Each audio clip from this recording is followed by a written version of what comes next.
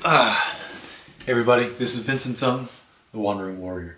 Now, today we're going to talk about a topic that is near and dear to my heart and is something that I used to get kind of angry over, to be honest.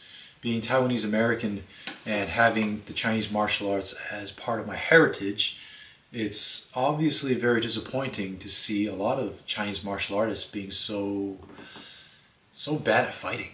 Like, I made that video about everybody was Kung Fu fighting, late Qing Dynasty China, and the absolute brutality, violence, and the harsh killers that came out of that kind of context. Their martial arts, fast forward about 100 years, you go from killers to a bunch of people who mostly can't fight. What the hell is going on? So a lot of people DM'd me on Instagram questions about what I think regarding Wushu, about Chinese traditional martial arts, Chinese boxing, where things need to go, why are things ineffective, if the methods are effective, what's going on with the teaching, what's going on with the students, the teachers, the blah, blah, blah, right? All of that stuff. And I felt like it was time to make a video addressing this topic. Now, these are my views. These are my opinions.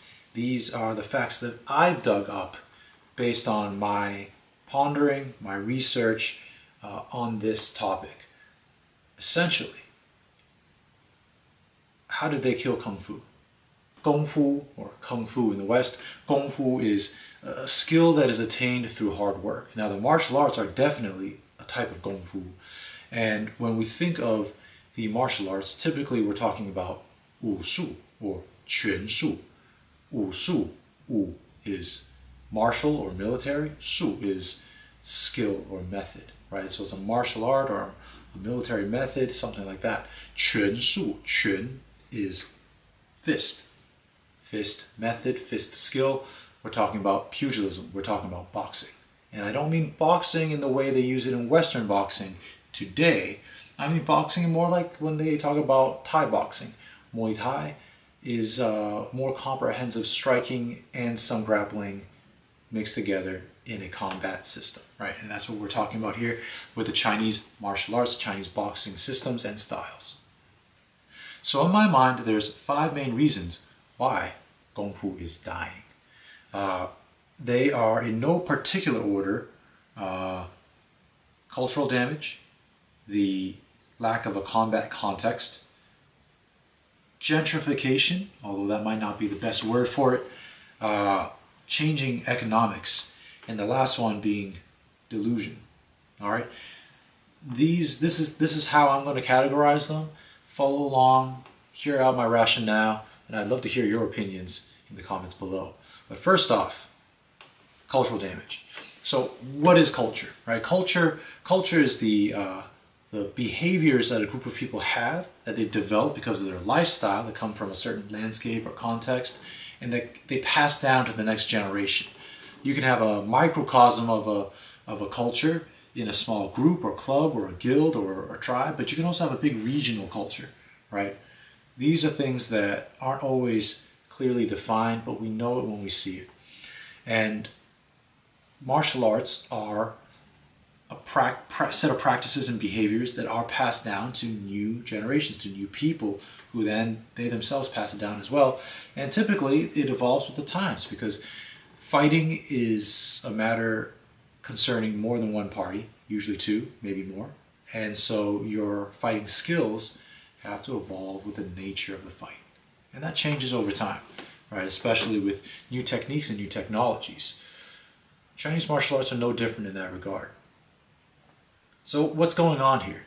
That so-called like behavioral DNA of culture got damaged. At least that's what I'm seeing.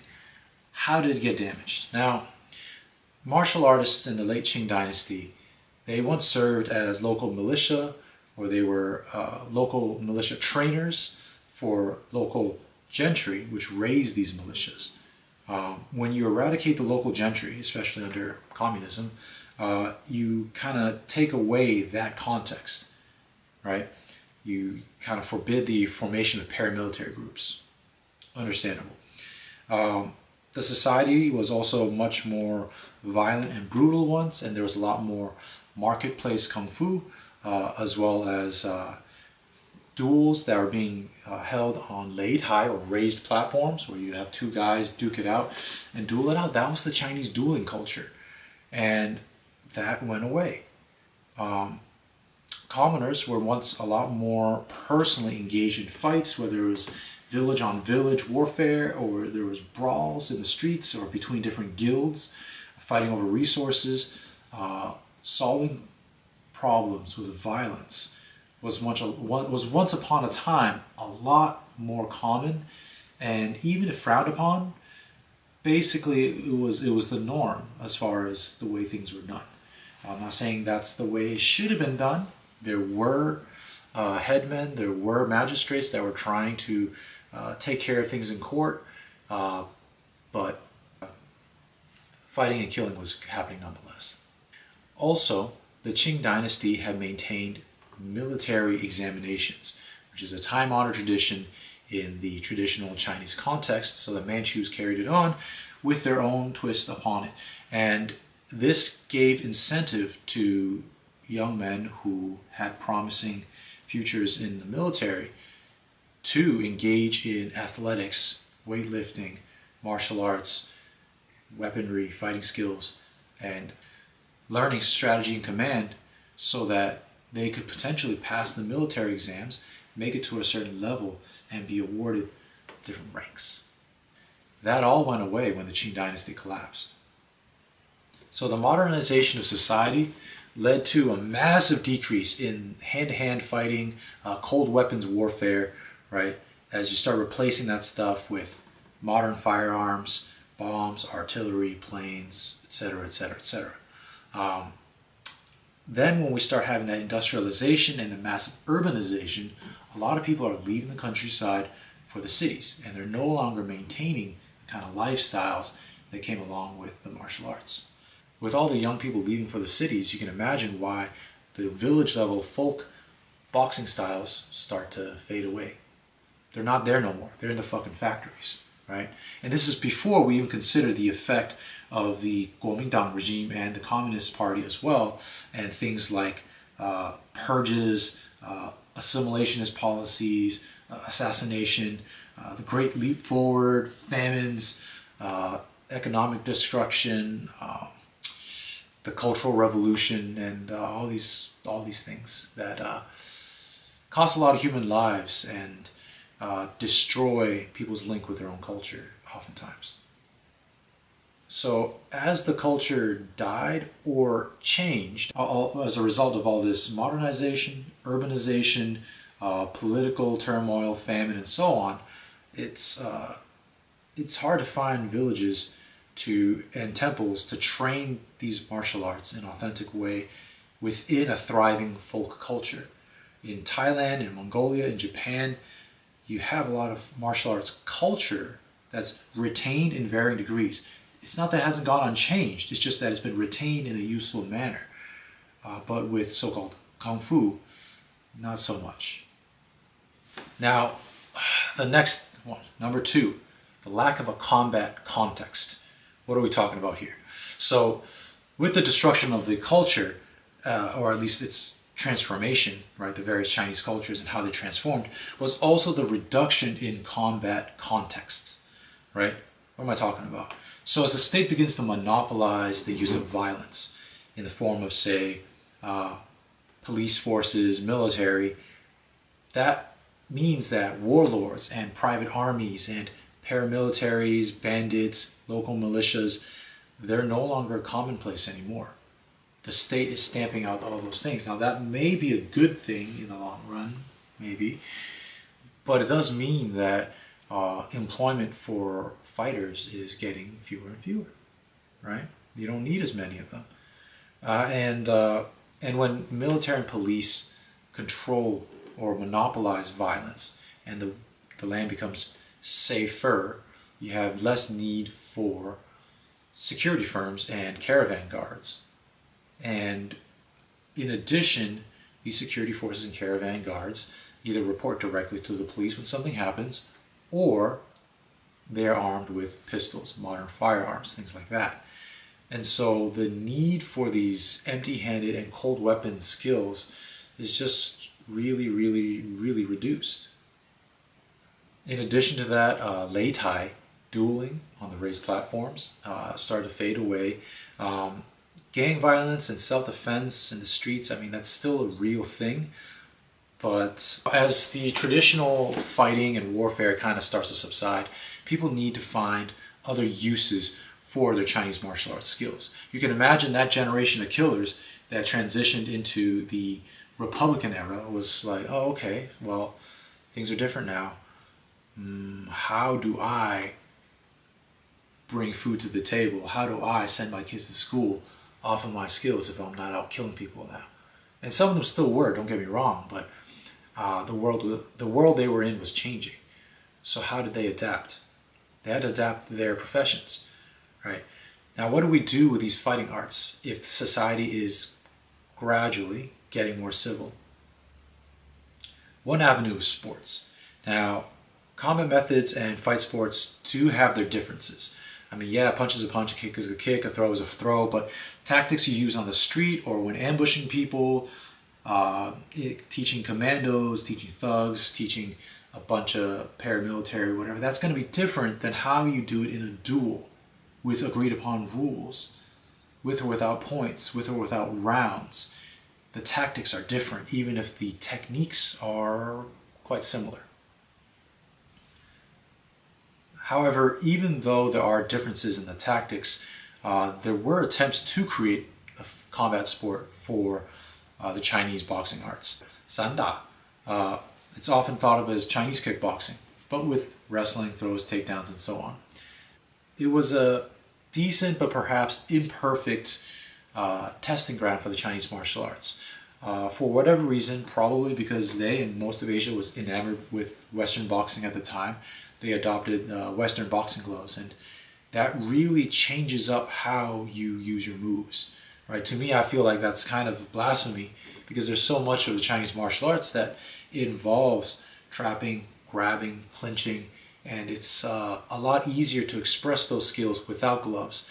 Not to mention a lot of the Chinese martial arts moves that have clothing in mind because, you know what, people wear clothes, and so if you're fighting people outside, you can grab their clothing and they can grab yours. This was a common situation and consideration that the Chinese martial arts had in mind. I don't know if the use of boxing gloves in the Chinese kickboxing, I don't know if that was to try to be more like the West or if it was just limited foresight. I'm not sure. But it ended up causing Sanda to eventually kind of be its own thing somewhere between the Chinese martial arts and kickboxing. But you know what? Even though it wasn't a perfect, in my opinion, a perfect arena for the testing of the traditional Chinese boxing arts, that imperfection aside, I think the worst thing was it wasn't promoted better in China, nor Taiwan, nor other places with major Chinese enclaves. It was not rewarded on a socioeconomic level so as to make men want to be professionals and then engage in fighting and coaching careers. They didn't build a strong economy around this. And remember, we're talking about cultures where parents generally would not want their kids to end up being professional fighters or fight coaches. That's not something that's looked highly upon within Chinese culture. And so the people that were pushing this, not only did they have to promote this better, they had to be able to do so in such a successful fashion as to help overturn a bit the public image of martial arts in Chinese societies. Even if Sanda is not a perfect analogy for traditional Chinese boxing, at least it's real fighting. And yet it was the sort of Taiji moving meditation forms and the acrobatic Taolu forms that were promoted over real fighting. And I think that's just fucking ridiculous. And it's like punching yourself in the nuts. It's neutering yourself, and it's dumb. But you know what? That's what happened. Number 3, gentrification. Now, if you're wondering, well, why would they punch themselves in the nuts? I mean, that's my opinion. I'm a fighter. I'm a warrior. I'm somebody who likes the true martial arts.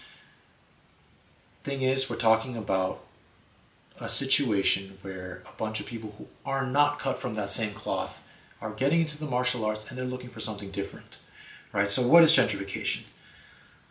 It's kind of like a phenomenon where we see a demographic and economic shift where a certain group of people get displaced by another group of people, generally wealthier newcomers, right? And usually we're talking about real estate. We're talking about property. We're talking about stuff getting way too expensive so that the locals can't even live where they used to live. In this situation, it's not quite that, but it's more like a bunch of new wealthy urbanites are starting to take up Chinese martial arts, but they're not really trying to fight. In the 1900s, during the Republican era and moving forward, we've seen a major shift in the Chinese martial arts. So this was obviously a very tumultuous time with a lot of urbanization, industrialization, famine, warfare, political repression. A lot of things were going on. And as people fled into the cities, the Chinese martial arts, which were once used to protect one's life and property or to kill someone else and take their stuff, to wage wars, to use in self-defense, and so on and so forth. These fighting and killing skills started being taken up by a wealthier urban class at a time when there was a lot of Han Chinese ethno-nationalism. So Chinese thinkers of the time had observed how Western calisthenics and fight sports, as well as the European-influenced Japanese way of doing that, had helped to strengthen those nations and really bring about a strong masculine nationalistic fervor to the so-called zeitgeist and culture of the people. The martial arts became pretty popular amongst many Chinese people from different economic strata, and it was often taken up not for its utilitarian practical purpose of fighting, but for these so-called cultural, fitness, and nationalist reasons. And perhaps most dangerously for the future of Chinese martial arts, it was taken up in a way that was very taolu or forms focused, where you practice these choreographed sequences a lot more than you were actually fighting or drilling to fight. And that's a damn shame. Ah! And like I said before, the Confucian attitudes towards the martial arts were often very disdainful, right? It emphasized self-cultivation and scholarly. It emphasizes self-cultivation and scholarly pursuits as the best path to self-fulfillment, and it was vital to a virtuous and harmonious society. That's sort of the Confucian thinking. Sparring and fighting is definitely less attractive than sort of perfecting forms and engaging in the stories and culture and myths and nationalist fervor being injected into the martial arts. This is not to say that people did not fight or that violence was just gone. No, not at all. But the customer paying for the Chinese martial arts was changing, and what they wanted was changing as well. All right, number 4, changing economics. Supply and demand, right? In the late Qing dynasty, the people demanded fighting skills. Martial artists were supplying those fighting skills, whether they were fighting and killing people or they were teaching others how to do it, right? They could be caravan guards, bodyguards, armed escorts, militia trainers, militiamen, serving in the military, serving in paramilitaries, training people for the military exams, they themselves training up for the military exams. All of that was being done, showing off their skills in the marketplaces, showing off their skills while dueling people, training in temples, training as tutors in local nobility's manors, training in open areas, training in secret, they were training and fighting. However, as violence gets more and more monopolized by the state and becomes more high-tech, the number of fighters and trainers needed is reduced. You don't really need those caravan guards and paramilitaries and militias so much anymore. The Sanda fighting arena is not really being promoted to the same degree as you see with Muay Thai, Western boxing, judo, and so on. We're not really rewarding people to invest themselves in sport fighting, let alone the dirtier, traditional killing people, right? Basically, murder. Instead, China promoted this thing they call Wushu, which I told you before, Wushu means martial arts or military methods, but they call the aesthetics and performance-based expression of Taolu or forms Wushu. And it takes traditional Taolu and makes sort of acrobatic dances out of them. And they also promoted the modern practice of Tai Chi, and it involves slow forms and push hands and kind of leaves out the weightlifting, power punching, and wrestling that used to form the core or the foundation of a Tai Chi boxer. Both of these, the Wushu forms, acrobatic stuff, and the slow-moving Tai Chi stuff and the push hands, have gotten widely popular all around the world. It's an international phenomenon. But the emphasis on forms over function led to an explosion, a massive explosion in the sheer number of forms in Kung Fu systems. See, if people are looking to learn forms, not fighting, well, how do you keep them around? You got to keep giving them forms, right? So many Kung Fu systems have maybe one form, sometimes no form, so maybe 1, 2, 3, maybe 4. And yet, through this economic transition, we see systems that maybe once had anywhere from 0 to 5 forms end up with 10, 12, 15, 80, 90, 100. That's fucking ridiculous. That's a long time spent not fighting. Ah! How the hell do you expect to learn how to fight? Now, let me pull this back in. I do believe that forms and shadow boxing and choreographed movements can be very useful in a fighter's training, but they are not in and of themselves fighting. On top of all this, perhaps to kind of stretch things out a bit, a lot of so-called masters started to emphasize the sheer profoundness of forms. There's even people that would say that every movement, every technique had at least 4 applications. Striking, kicking, throwing, and na, or locking, seizing. Are you kidding me? Kind of expands and bloats things out quite a bit, right? And you can imagine how that could keep somebody being your student for a long time. A lot of this stuff was meant to be learned in 2 to 3 years. You were meant to be a fighter as quickly as is possible. Conditioning, foundational skills, and more advanced skills all included, including weapons. 2 to 3 years of hard training.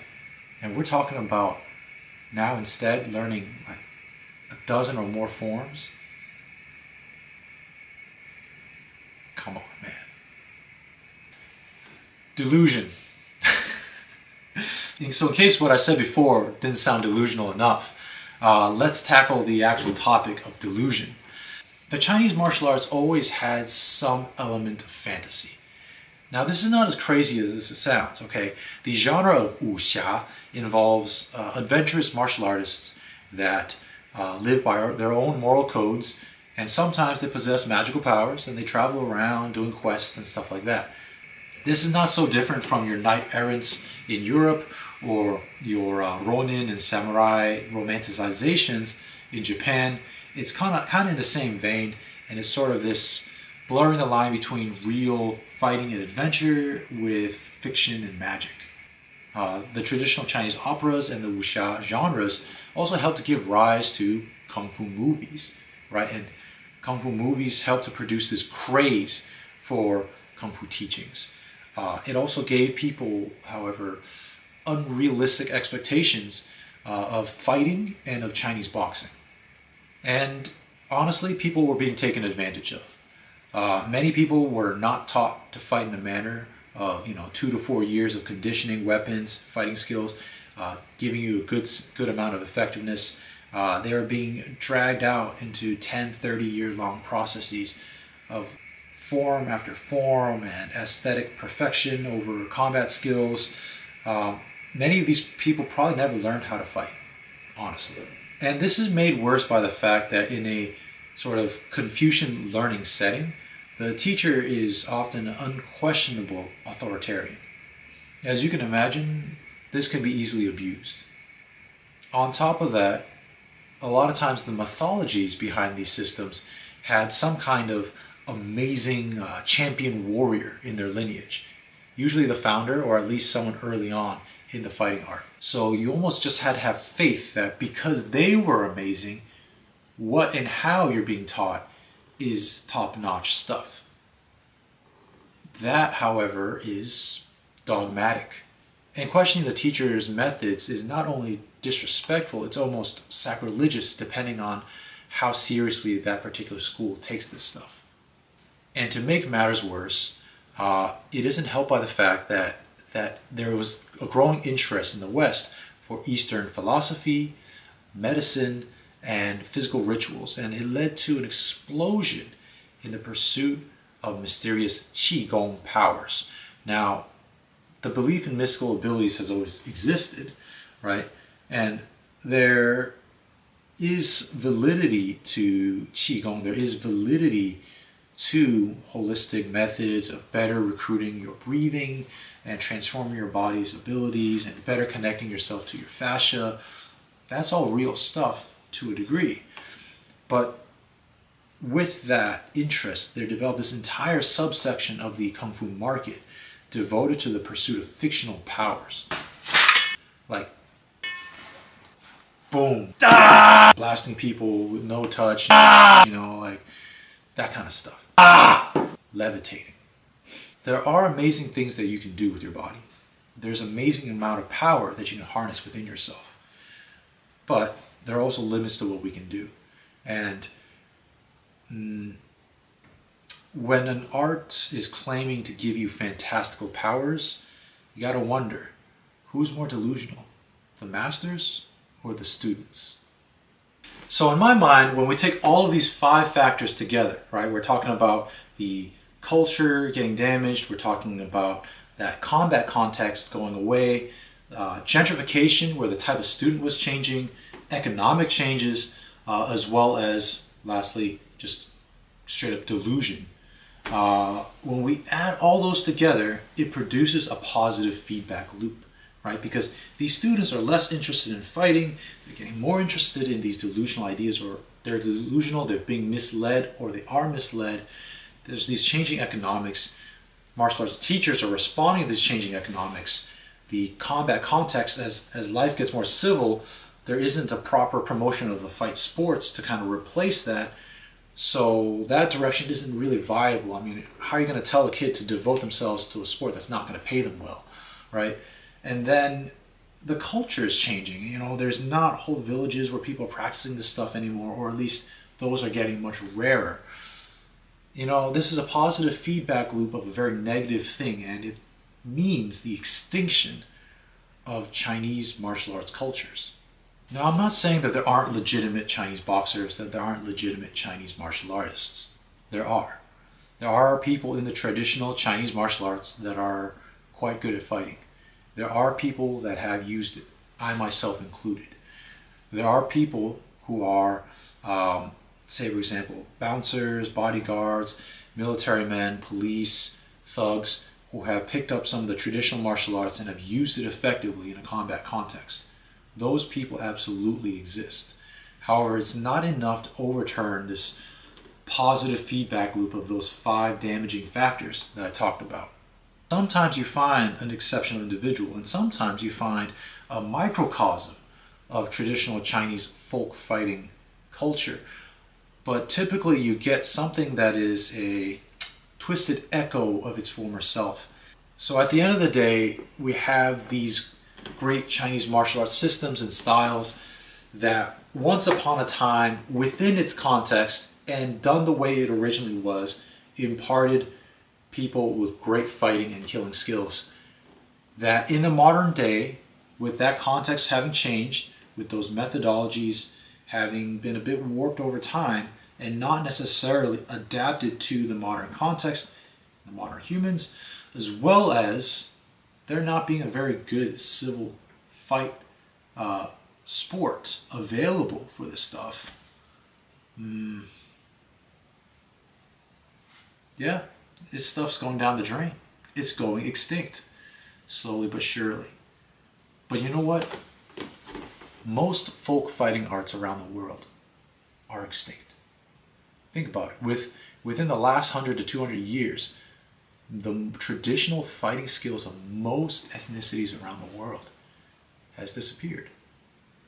And yet the Chinese martial arts remain. There's something truly special about the way this stuff was codified, such that even though it's going extinct, it's not a massive plummet, but rather a gradual decline.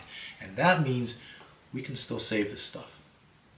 That means this stuff can be brought back from the brink of extinction before it truly dies out. I would love to hear your opinions and discuss with you down below in the comment section what's going on. This is stuff that is really near and dear to my heart, because before picking up Filipino eskrima, before Mongolian wrestling and shuaijiao, before Manchu archery, before getting into Native American methods of warfare, Southeast Asian headhunting methods of warfare, all that good stuff, before guns and all that stuff, I was into Chinese martial arts, and I still am. So I want to see this stuff have a better future than when I found it. Leave the world a better place, right? That's my mission.